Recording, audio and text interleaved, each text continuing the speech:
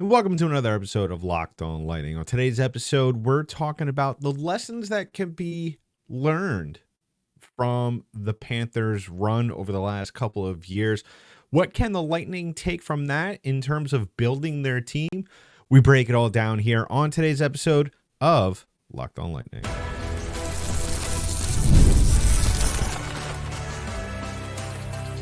You're Locked On Lightning, your daily podcast on the Tampa Bay Lightning, part of the Locked On Podcast Network, your team every day. And welcome to another episode of Locked On Lightning, part of the Locked On Podcast Network, your team every day. I'm your host, Adam Danker of Bolt by the Bay. Thank you for joining me on this episode of Locked On Lightning. Just a reminder, if you haven't already done so, please go ahead and subscribe to the podcast. Give us a follow, whatever podcasts are distributed in audio form. We're also available on YouTube. On today's episode, we're talking about some of the lessons that can be learned from, some of the lessons that the Lightning can learn from the Florida Panthers, their run over the last couple of years, as it looks like they are zeroing in on a first Stanley Cup trophy. We talk about that, as well as the keys to the offseason, as well as just how the Lightning should approach next season. We talk about that all as well. But just a reminder that today's episode is brought to you by FanDuel. Make every moment more. Right now, new customers get $200 in bonus bets with any winning $5 bet. That's $200 in bonus bets with any winning $5 bet. Visit FanDuel.com/lockedon to get started. So I was mulling over doing this episode because I know there's going to be some of you that are going to be, let's nice word for it, be grumpy about me sitting here and praising the Panthers. And I would say praising. I think the right word would probably be appreciating the run they are on the last couple of years. Because listen, let's face it, they're a very good hockey team. They have built this team up from a couple of years ago to where really they weren't really relevant. They looked like they were a team that was scrappy, that had heart, but I don't think a lot of us 5 years ago would have ever thought that the Panthers were going to be here 2 straight years in the Stanley Cup final, as well as possibly winning their first cup here this year. They're already up 2-0 in this series against the Edmonton Oilers. And so much was talked about when the Lightning were doing that, winning cups and going back to back-to-back finals, how a lot of teams were trying to copy that recipe, that formula that the Lightning did that enabled them to go on the run that they did. And now the tables have turned. Obviously, the Lightning have had very notable issues with the way that their roster is set up, whether it be with financially, how it's set up, or just talent, the lack thereof talent. And it was the reason why I wanted to talk about this is because you look at the Panthers and how they've been constructed over really just, if you just look at this whole team, I think they showed a stat, I believe it was in game 1 or maybe in that last game of that Eastern Conference final.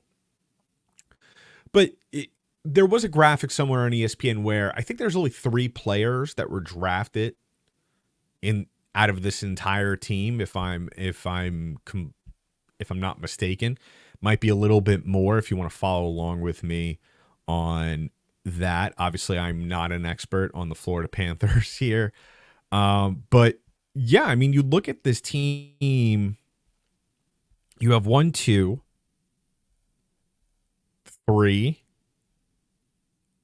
4, if you want to count Spencer Knight. But other than that, really, it's been Barkov. It's been Lundell and Ekblad, and that's about it.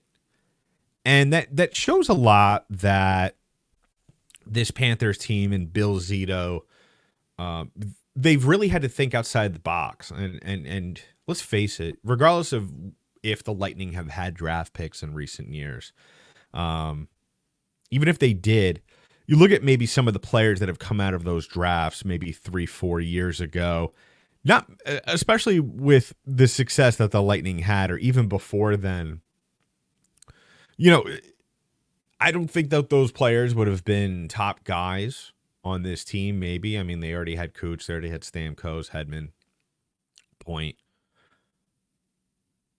But really the point I'm trying to make here is that this team was, when you're signing guys and you're trading for them, you're thinking outside the box.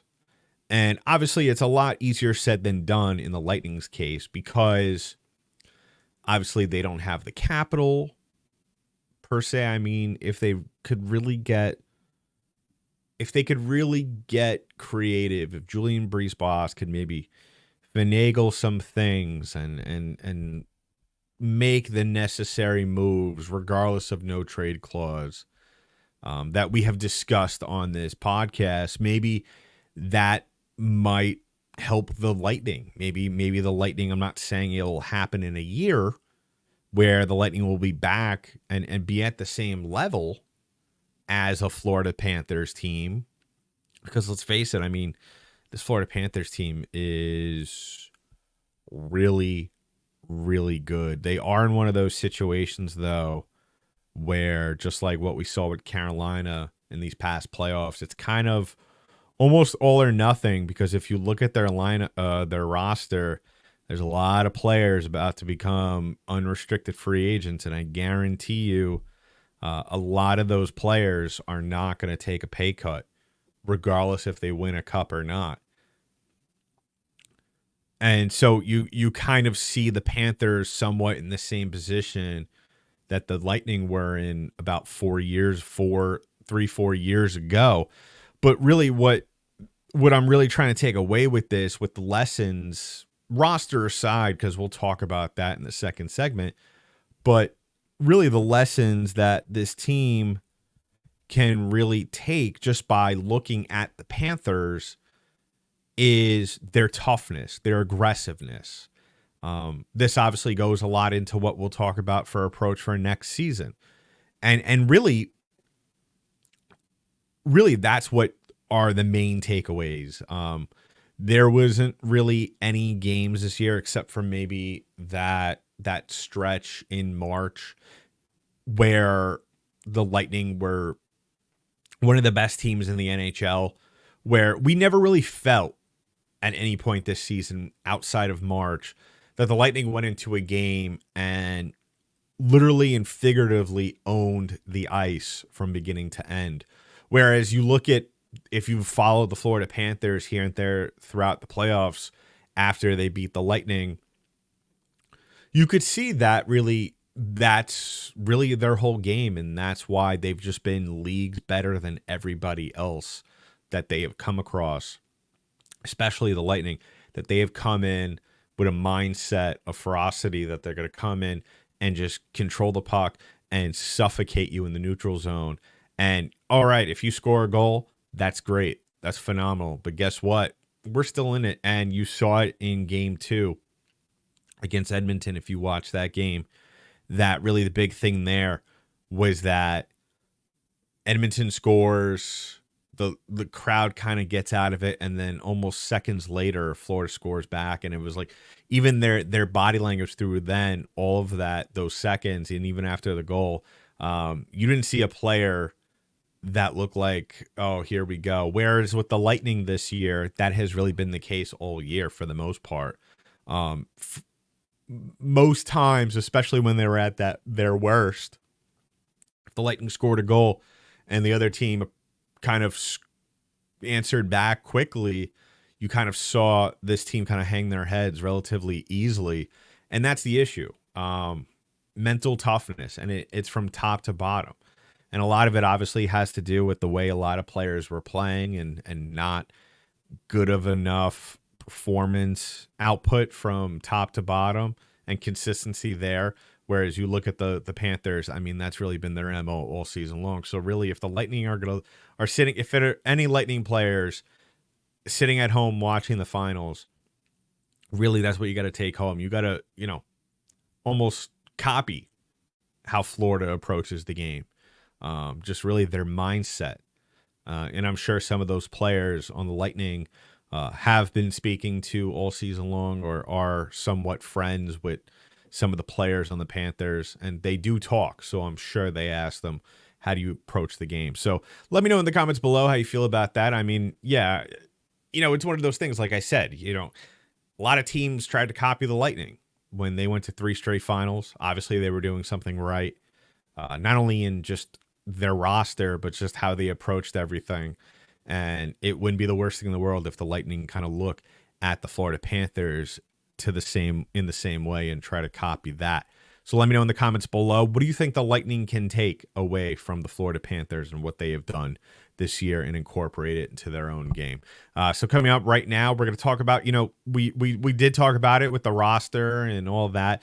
Now this offseason, we've talked about it quite a bit here on the show, constructing almost an entire new roster, which really needs to be done in order for the Lightning to even get into the conversation of getting back to be Cup contenders. We'll talk about that in just a little bit, but first we're going to talk about our first sponsor on today's show, and there's our friends over at Policygenius. Now, life insurance, it's hard to come by. Just picking the right plan and all of that. Well, guess what? Policygenius is the best place to pick out the best plan for you, not only you, but and your family. A lot of life is unpredictable, but a good life insurance plan gives your family a financial safety net to protect against some of the unknowns. Policygenius is the country's leading online insurance marketplace. It makes choosing the right policy for your family easy and quick. With Policygenius, you could find life insurance policies that start at $292 per year for $1 million worth of coverage. Some options are 100% online and let you avoid unnecessary medical exam. Policygenius helps you easily compare your options from America's top insurers in just a few clicks. So get peace of mind by finding the right life insurance with Policygenius. Head to policygenius.com or click the link in the description and get your free insurance quotes and see how much you could save. That's policygenius.com. So as always, I want to thank you all for making us your first listen of the day. If you haven't already done so, please go ahead and subscribe to the podcast. Give us a follow wherever podcasts are distributed in audio form. We're also available on YouTube. Subscribe to our channel there. Wherever you may follow or listen or watch this show, go ahead and hit that notification button so as soon as the newest episode drops, you will be notified.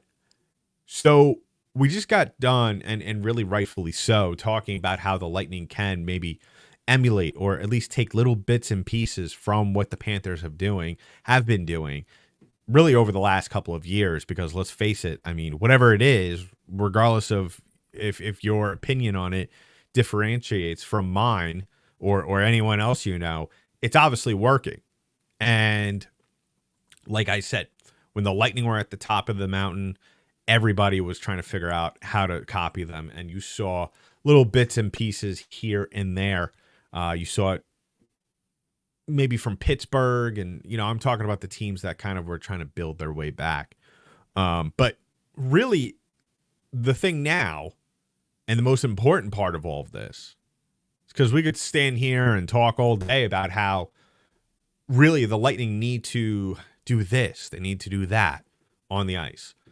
What they need to do, really, item number one on the agenda right here to getting back to Providence, is going in the offseason, making good decisions, and essentially reconstructing a roster that is in dire need of a revamp. We've talked about it numerous times. We talked about it throughout the course of this season at certain moments too. How really what this team was, for as good as they were at certain points, they're not good enough. You look at the other teams, you looked at Florida, you looked at the other teams, let alone the Atlantic, Boston, Toronto. The Lightning weren't there. They were just enough to kind of keep themselves in those games, but they weren't there, especially in the games against Florida. They were just completely outmatched, whether it be the regular season or in the playoffs. For the most part, except for one game where the Lightning blew the doors off of Florida, for the most part, Florida was just in another weight class. And this shouldn't be a surprise to anybody that is a Lightning fan. And so going into this offseason, looking at and keeping in mind, looking at the roster and keeping in mind what I said before about Florida's roster and how it was constructed, in order to with also the cap going up, which is great, but it still doesn't solve your problems. It may solve your Stamkos problem. After that, you still, need to find a number that works for you with Duclair, as well as looking towards constructing other pieces of your roster, because let's face it, clearly Calvin DeHaan, Matt Dumba, and Hayden Fleury didn't do the job on the back end last year. Eric Chernak and Nick Pervix certainly didn't either.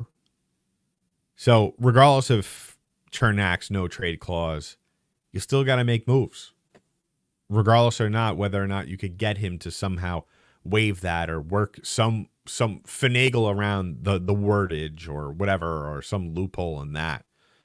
And that goes with your forwards too. You're potentially, we talked about it last night on the Tyler Mott episode.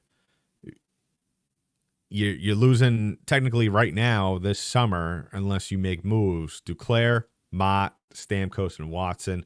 Watson's gone. We all know that. Mott is on the fence, I think.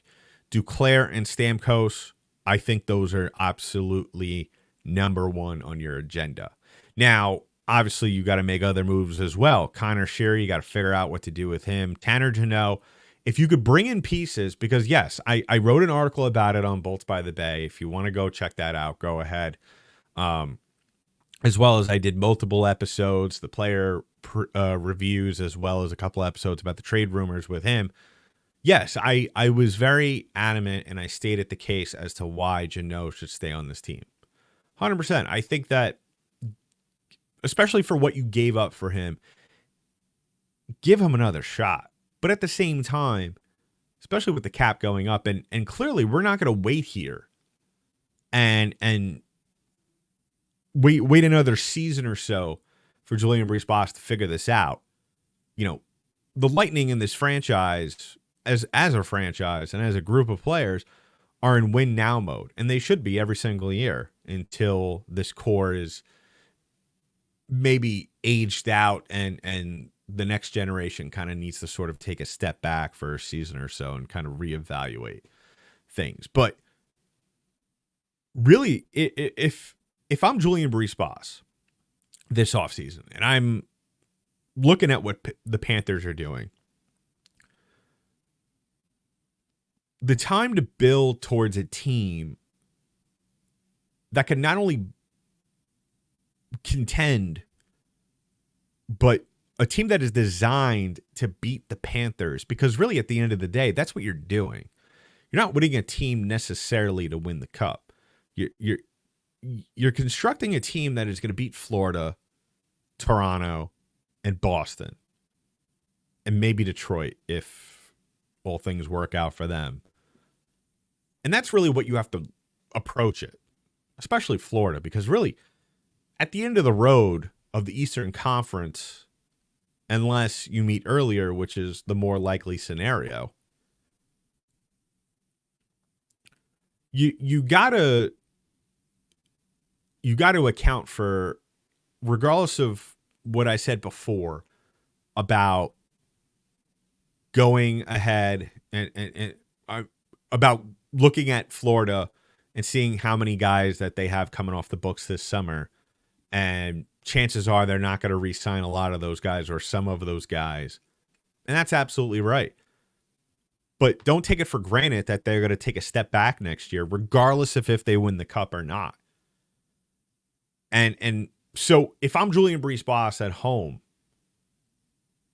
taking in all this information and taking everything into account and all the variables that could stand in the way of the Lightning, I want to have as aggressive of an offseason as I have ever had in my time since Steve Yzerman left Tampa Bay for Detroit. And I not only say that because of what's going on with the Panthers, but I also say this because the Lightning are in kind of in this territory where they're on the fence between I wouldn't say a rebuild. That's not a good word for it, but they're in the fringe territory between winners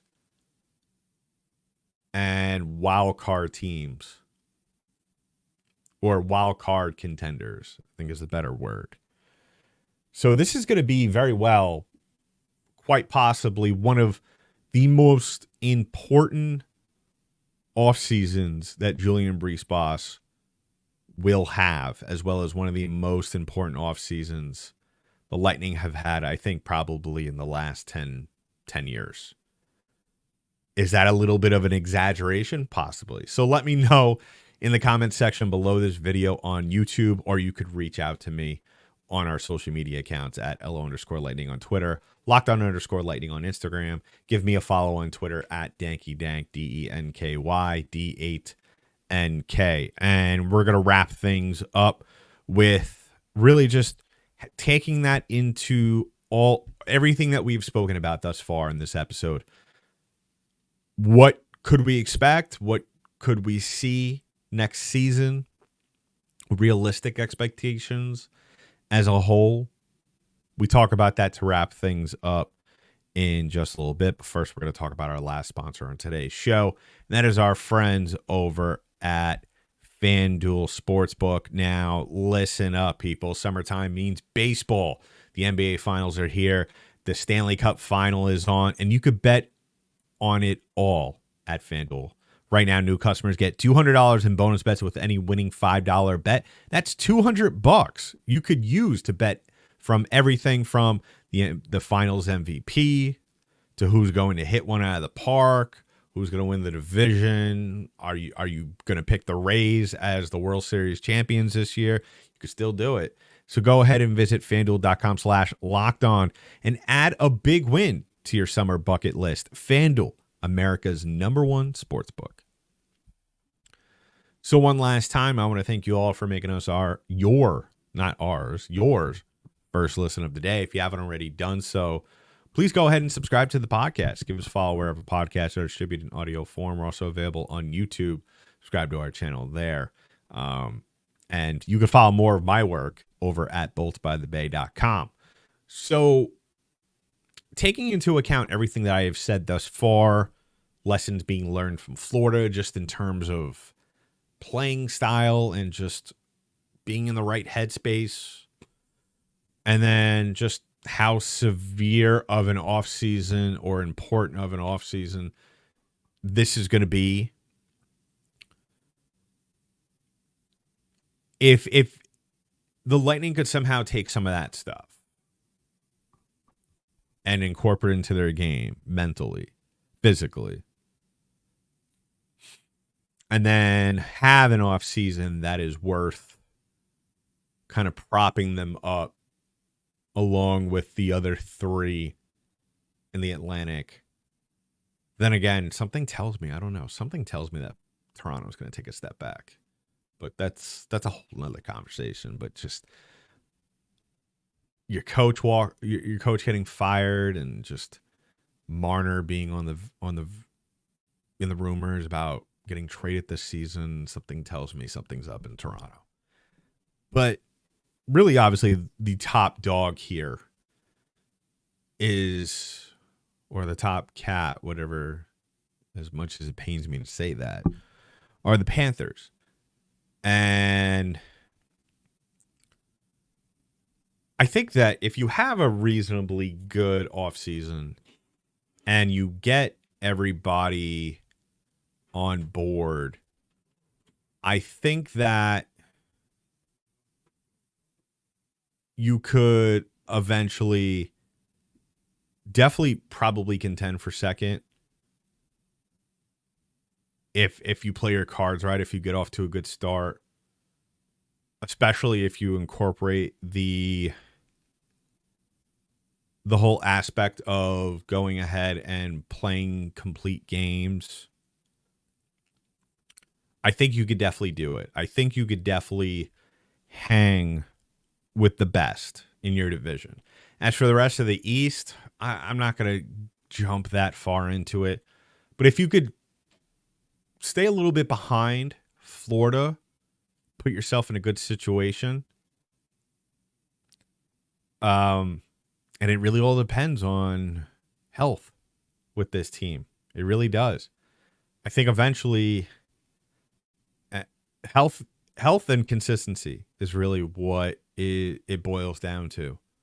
Because I feel like on any good day, what you saw from this team this year, this team in March was one of the best teams in the NHL.